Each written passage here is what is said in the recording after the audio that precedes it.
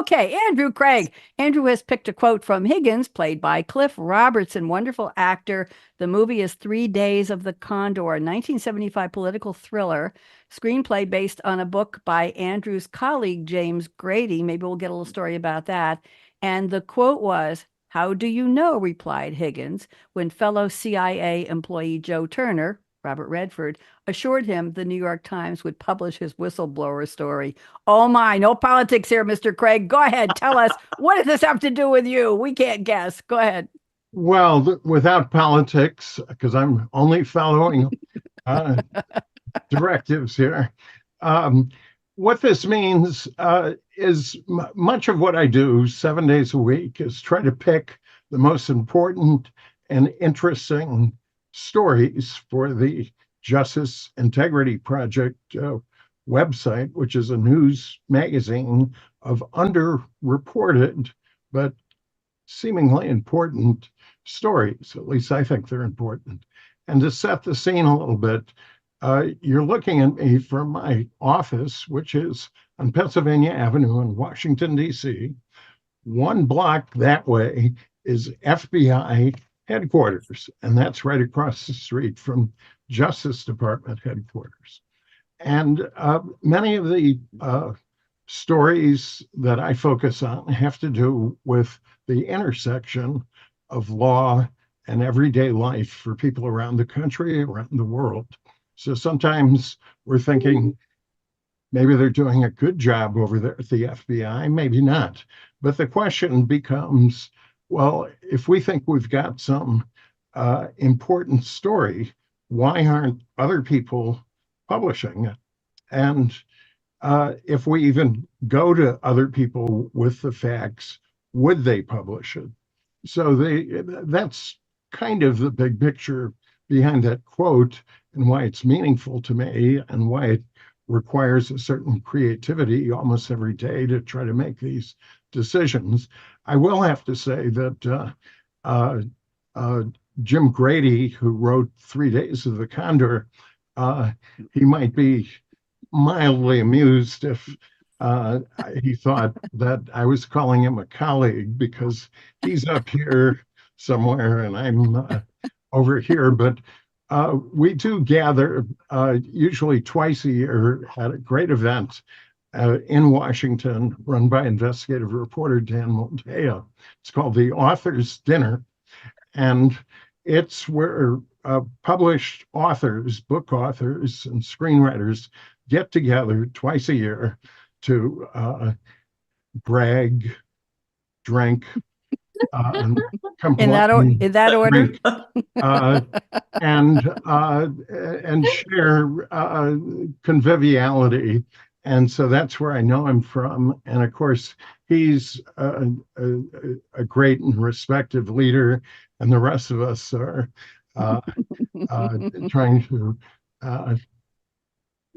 pick up some of the glow, I guess. Okay. Be nice to yourself, Andrew. You're in good company.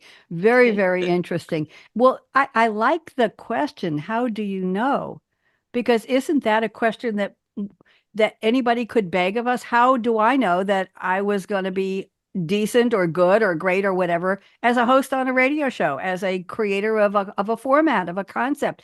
How did Anne know that she was going to be a good composer? How did Tracy know she was going to be good at helping people solve their demons, if you will? How did Neko know that people were going to like him enough to invite him to be an animation editor and he would be successful in his own company? How did you know? So that's a very interesting question, Andrew. How do you know? And I think the answer is on my show a couple of years ago, a female guest, a woman, I remember her, said, creativity is courageous. It's courage. Courageous creativity. And somebody else said it's curiosity. Curious creativity. We ask questions. We have the question mark. And we can add to that your question from 3 Days of the Condor, Andrew. How do you know? Thank you, Andrew. That was good. See, you didn't know it would have such a ripple effect there. There you go. On Andrew, I'm looking at your statement number 3. I like this. You say, reflecting on my life's serious setbacks, creative solutions have often helped me overcome stark setbacks. Example, Yale Law rejected Andrew's application as inadequate after he had made the private decision on ethical grounds to not seek recommendations from a lawyer or because he was a newspaper reporter covering the Connecticut court. So here's what Andrew did for creativity. I obtained a different job covering courts as the Hartford Courant's first ever NBA reporter, where I covered the Boston Celtics and the New York Knicks games at courtside. Andrew, this was great. Can you expand this a little bit for us, please? Bravo. Well, well, exactly. I'm glad you like that one. Um, I successfully reapplied to Yale later with a whole retinue of former judges, prosecutors, defense attorneys writing recommendations. And it got me in and changed my life and career. Um, and in gratitude, I support the law school's activities like fundraising and so forth. And I occasionally share my admissions story there and elsewhere. Now that I'm old, I'd rather help other people than act like I got in first time the easy way. But uh, sometimes people say, you can't reapply to law school after they turn you down. And I respond, why not? Why not? Is there a law against it? So how do you know? Right? How do you know? Very interesting, Andrew. That was quite a story. I want you to just give me one sentence on how you studied stand-up comedy, or give me two or three sentences because I have to move on, but it was in your notes. So when did you do that? Well, it actually I had a radio show called Washington Update for 7 years. I co-hosted it, and I invited a comedian, Larry Wild, and the chance that you might ask about that. I've got his book, Great Comedians Talk About Comedy, Larry Wild. Cool, And he cool. was a great comedian. He interviewed about 17 of the greats, Jack Benny, all kinds of people, Woody Allen. And I thought this is the greatest antidote to my normally kind of ponderous uh, stuff that people don't want to hear about.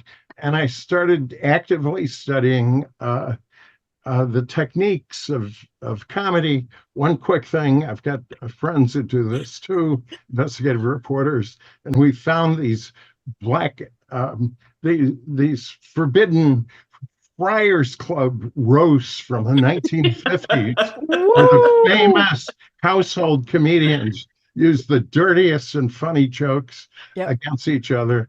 And I must say, it's kind of spice up my act a little bit, both personally and otherwise. But my longtime sweetheart says, well, if you're thinking of a new career, you got a problem. You're not.